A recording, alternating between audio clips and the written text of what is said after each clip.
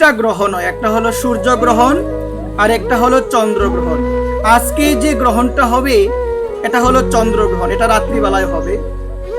শাস্ত্র বলছেন যখন সূর্যগ্রহণ হয়, সূর্যগ্রহণ যখন হবে তার হওয়ার পূর্বে 12 ঘন্টা আগে সূতক লাগে। কি লাগে সবাই বলো? সূতক। সূতক শব্দের অর্থ হলো ভগবত সেবা আদি নিষিদ্ধ। ভগবত সেবা আদি কি? নিষিদ্ধ, মানে ভগবানের সেবা আদি, ভগবানের মন্দির সে সময় বিশ্রাম দেওয়া হয়ে যাবে, ভগবানের সেবা আদি চলবে না। যখন সূর্য গ্রহণ হয়, সূর্য গ্রহণের 12 ঘন্টা পূর্বে সূতক লাগে। আর আজকে হবে চন্দ্রগ্রহণ, ওই চন্দ্রগ্রহণের 9 ঘন্টা পূর্বে সূতক লাগে। আর যখন সূতক লাগবে তখন থেকে সেবা আদি সমস্ত কিছু নিষিদ্ধ হয়ে যাবে। একবার প্রেম সে বলুন। আজকের এই দিনের মধ্যে সূতক লেগেছে 1:27 মিনিটের পরে।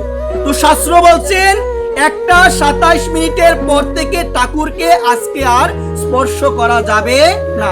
যখন গ্রহণ শেষ হবে তৎপরে আমরা স্নান করে আমাদের শুদ্ধ হতে হবে, তারপরে ঠাকুরকে স্পর্শ করতে হবে। যদিও এই বছর চন্দ্রগ্রহণ শেষ হবে কখন? প্রায় 1টার পরে, প্রায় 1টার পরে শেষ হবে, সেহেতু তখন আর ঠাকুরকে কি করা যাবে না, বুকটুক নিবেদন করা যাবে না। তাহলে আমাদের সকলের করণীয় হলো পরবর্তী দিন, মানে পরের দিন আমরা সবাই স্নান করে আমরা শুদ্ধ হয়ে আমরা শ্রী গোবিন্দের আবার পুনরায় অর্চন করব। একবার সূতকের সময় কি করা যাবে না? ভগবত অর্চন, ভগবানের অর্চন কোনো কিছু করা যাবে না, কিন্তু নাম জপ করা যাবে। নাম জপে কিন্তু কোনো বাধা নিষেধ নাই, ভগবানের কথাতে কোনো বাধা নিষেধ নাই। ভগবানকে কোনো কিছু সেই সময় কি করা যাবে না, নিবেদন করা যাবে না। একবার প্রেম সে, এটাকে বলে সূতক। সূতক মানে হলো সেবা কর্মে সব নিষিদ্ধ। বিশেষ করে গর্ভবতী মায়েদের তো পালন করতে হবে। আর মায়েদের চরণে আমার নিবেদন থাকবে, আপনারা চেষ্টা করবেন